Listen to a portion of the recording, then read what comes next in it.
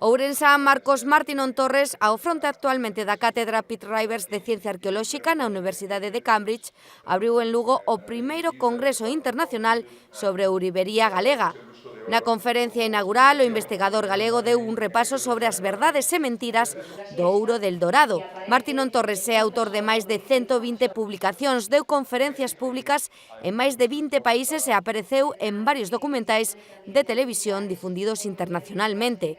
Expertos como a él pasarán por este simposio internacional que desde hoxe e ata o venres levarán a debate neste Salón de Actos provincial a ourivaría antiga como fonte de información e documentación. Xusto antes de comezar a charla, a deputada de Cultura Pilar García Porto deu a benvida aos participantes e poñentes e quixo agradecer o traballo da Rede Museística da Deputación que fixo posible este encontro cultural único na nosa comunidade.